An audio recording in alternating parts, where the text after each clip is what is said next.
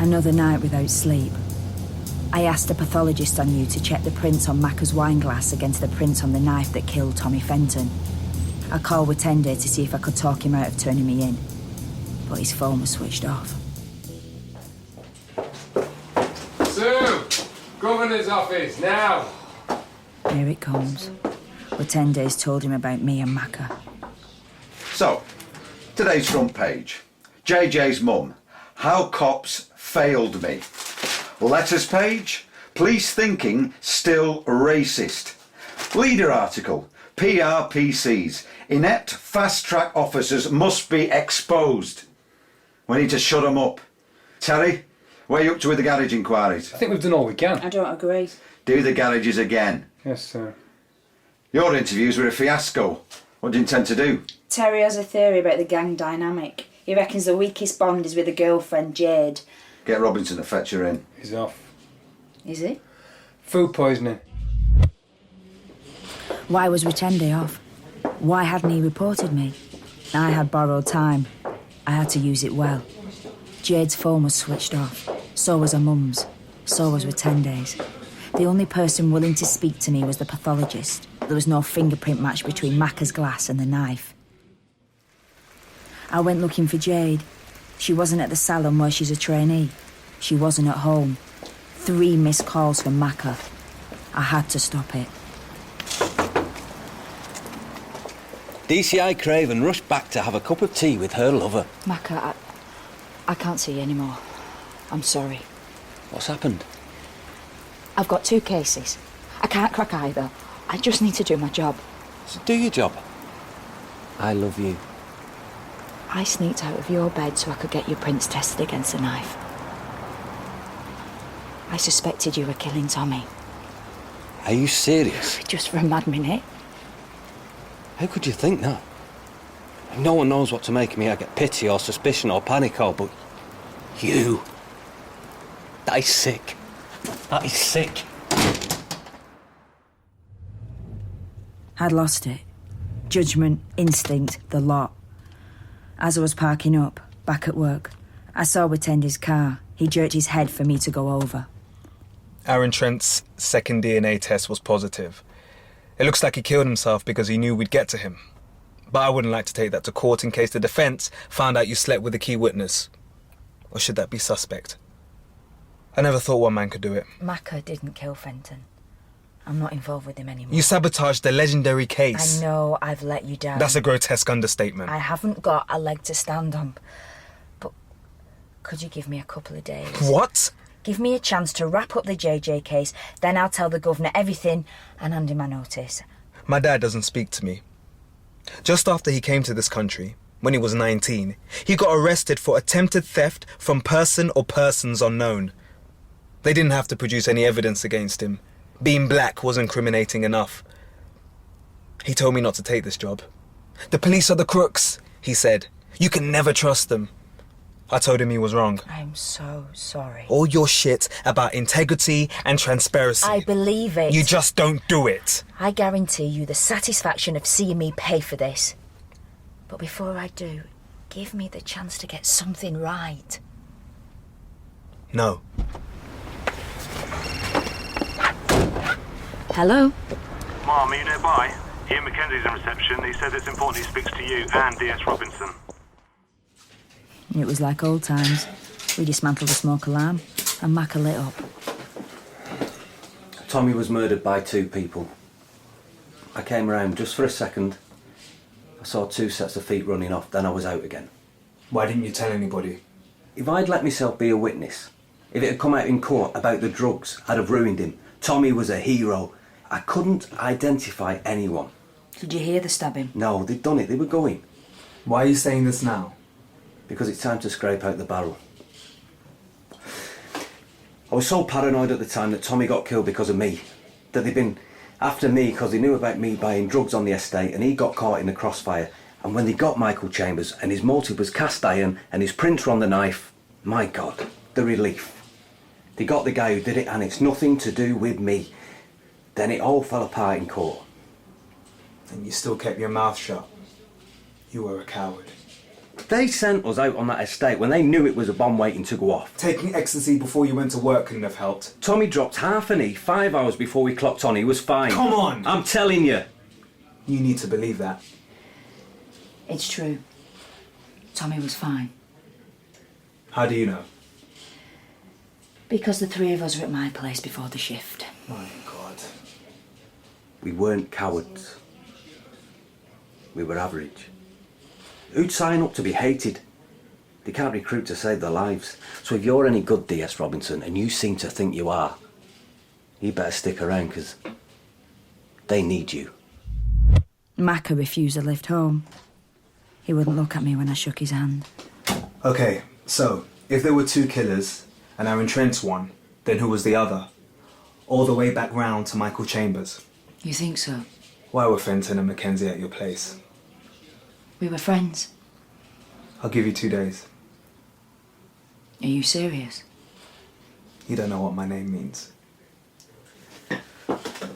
Where are you going? I have food poisoning. I had to get to Jade. So, I found a garage owner who can identify Frankie Pearson buying petrol, filling up the stolen car. He said another lad was in a second car behind him, waiting. All 4 kids had disappeared. People turn up if you wait. I had 48 hours left of my so-called career. I drove to the cafe where Michael Chambers had met us. I didn't deserve to find him there. Aaron committed suicide. I heard. I'm so sorry. His DNA was on PC Fenton's jacket. Aaron could go down in history as the man who killed him. We've had good information that PC Fenton was attacked by 2 people. Michael, the first investigation stitched you up. I'm sorry. Came today. Show Aaron, read it.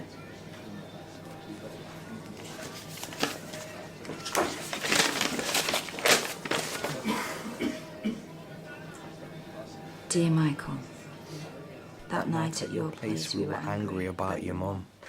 We were saying what we would like to do to the police for what they did to her. Roland said to me, "You got no right to talk big because you never do nothing." When he was leaving, he said to me, "Come on, show me." So I went. When we got out on the walkway, we saw 2 police down below. We could see they were going under the underpass. Roland pushed me off, and he jumped. He landed on one cop and he knocked him out. I landed on the other and he got me in a hold and my mouth was pushed in his jacket and I was yelling, and then I felt Roland hold my back and brace up, and then he slammed the knife. Roland didn't touch Fenton. Only me. I didn't know he'd taken the knife from your kitchen. Roland Palmer was 13. Why did Aaron do what he said? Aaron was weak and Roland had power. That's why Roland calculated he could get away with leading you back so close to him and still stay safe. Roland was built, he had clothes, he had money. How? He was a runner. Mackenzie bought the drugs off Roland. Finish it. Roland told me later it was okay because they were bad coppers. But we couldn't see. It was dark. I know they will find me on that jacket. I know I will get life. Forgive me if you can. Aaron. Get Roland. Make him pay for what he did.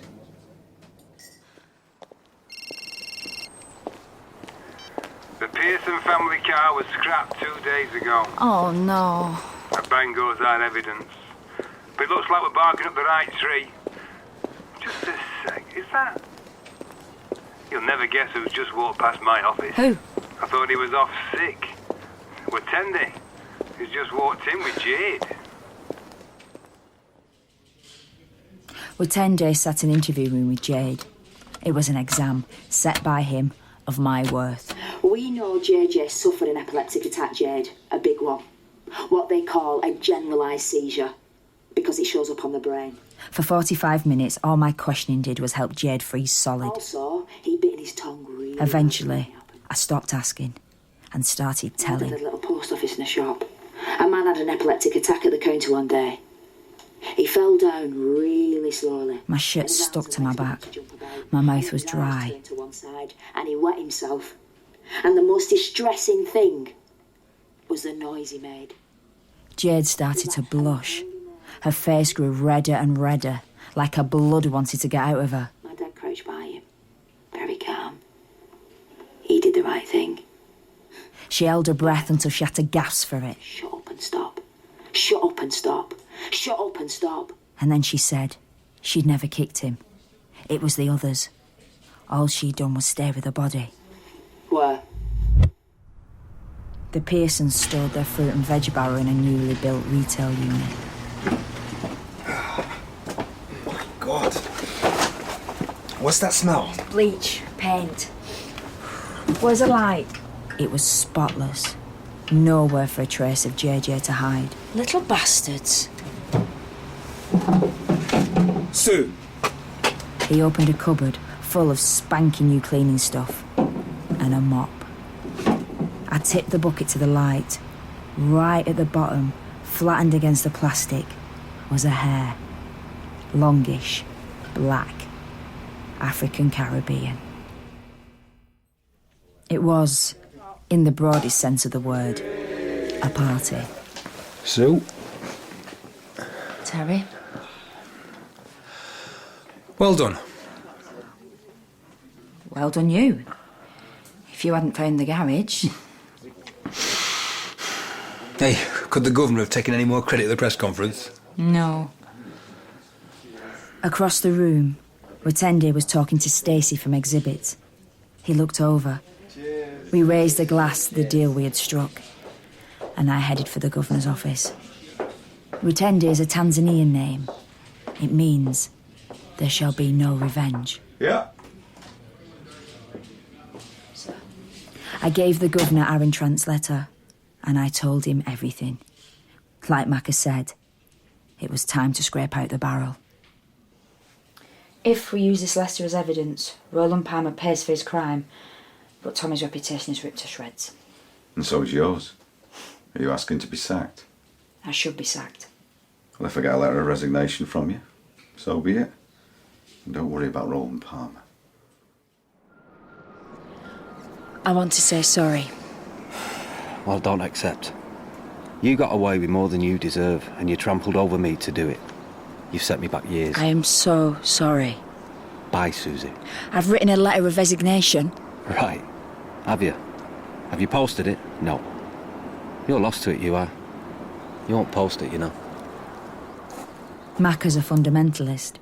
He's clever and impassioned and judgmental. I knew that. What I didn't get, till I lost him, is he's the person I admire most. Frankie Pearson and Alex Tomlinson were charged with the murder of J.J. Green. Michael Chambers received compensation and a formal apology for the accidental death of his mother. Roland Palmer's 10-year sentence for GBH has been increased indefinitely, following a misconduct. Detective Chief Inspector Sue Craven continues to work for the Greater Manchester Police Force. No one has been charged with the murder of P.C. Fenton.